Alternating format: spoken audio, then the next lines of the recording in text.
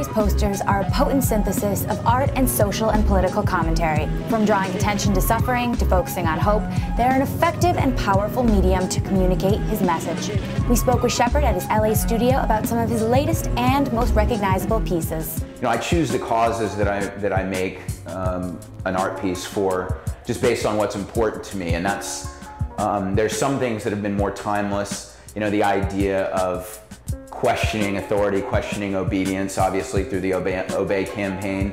But then I choose causes to support that are specific causes where I can shed light on a specific issue with a piece of art, and then also use the revenue from selling the art to help support an organization that's doing something. For example, these Hope for Darfur pieces were used to raise money for an organization called Hope for Darfur that a guy named Brian Steidel had started. He was over there and was one of the first people to document the genocide in Darfur, and he's used money to build schools and get supplies to refugees in Chad and people in Darfur.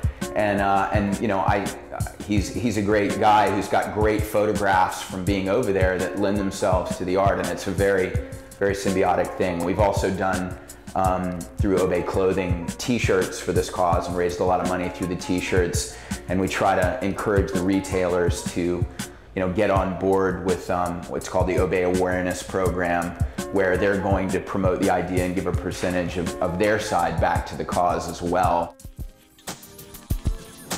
I made the original Obama posters and released them about the 20th of January 2008. But within 1 week, the image had spread so fast on the internet and had been seen at some of the debates and some of the events that the campaign contacted me and said, this image is all over the place now. Our own staff have changed their email signature from the Obama O logo to your picture. Can you do something like that for us? And it started with 750 posters, and eventually 300,000 posters were made.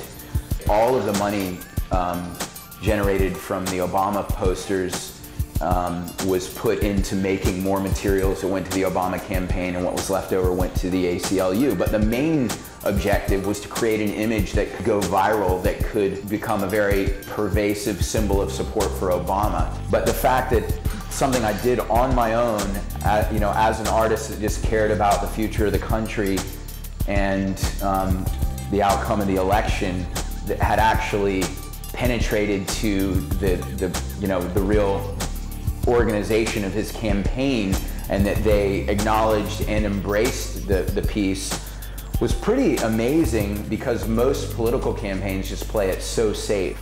But there wasn't that usual sort of conservative paranoia that goes on with how a campaign does its thing. So I think it says a lot about the kind of people that worked with Obama, but also maybe that people were ready for a different kind of campaign material.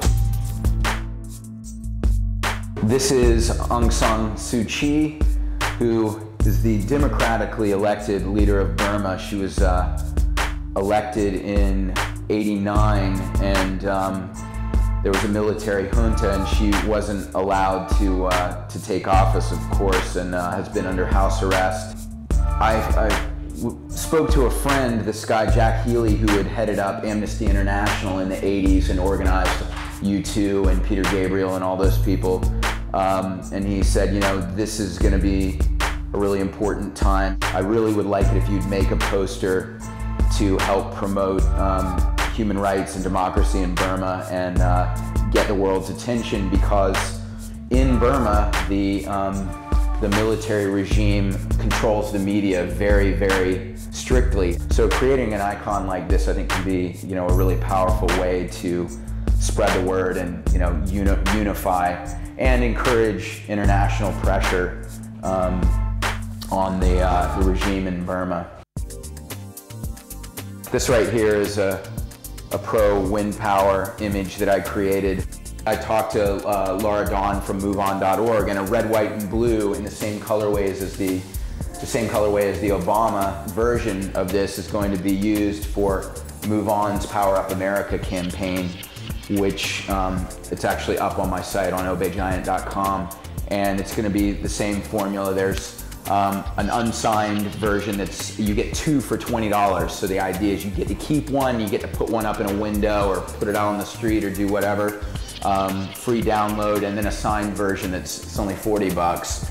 And you know, a percentage of the money will go into just rolling back into making more materials and supporting the cause. The idea of this was definitely to have that sort of, you know, rah-rah America, the, you know, Yellowstone, the great outdoors, the West,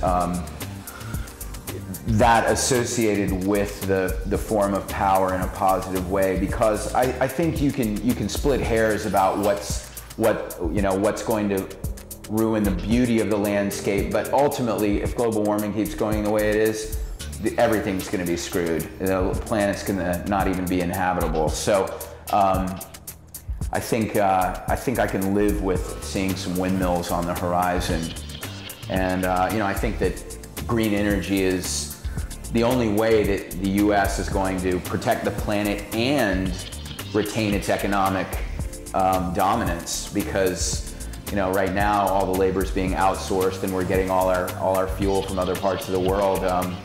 You know, really, I think that wind and other forms of green energy are the only, one of the only things probably the liberals and the conservatives can agree on. You know, you get the tree huggers and the economic imperialists on the same page with that.